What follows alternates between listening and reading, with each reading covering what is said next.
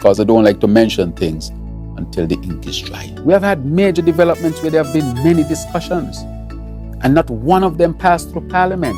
The people only hear about of an agreement after. Where was the meaningful discussion? When the ink is dry, Drew's transparent deception. By Open Debates, SKN. For nearly 4 years, Prime Minister Terence Drew has repeated one peculiar phrase like a badge of honor. I don't like to mention things until the ink is dry. What may seem to some as a cautious approach to governance is in fact a revealing motto for a dangerous pattern. A culture of secrecy masked as leadership. While the Prime Minister publicly boasts about transparency, openness and integrity, this single phrase betrays the true DNA of his administration. Citizens are only informed after the fact, after the ink is dry, after the deals are done, after public input becomes irrelevant. Let's be clear, transparency is not secrecy after a signature.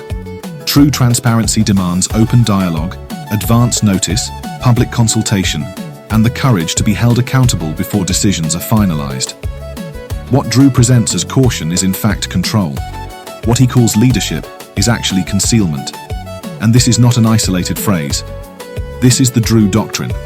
It has guided some of the most controversial, unilateral and secretive announcements of his term to date. Controversial announcements. Under the ink is dry doctrine. Acceptance of US criminal deportees.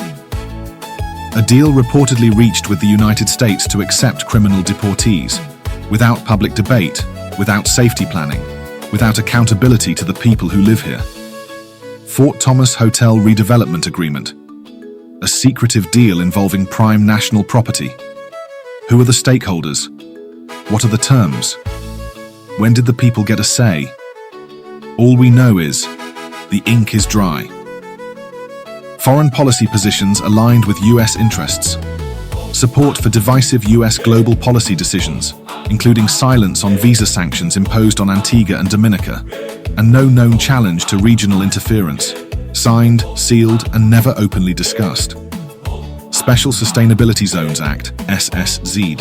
Introduced with minimal public consultation and passed under the radar, the SSZ Act allows mass land aggregation and displacement of locals, particularly in Nevis.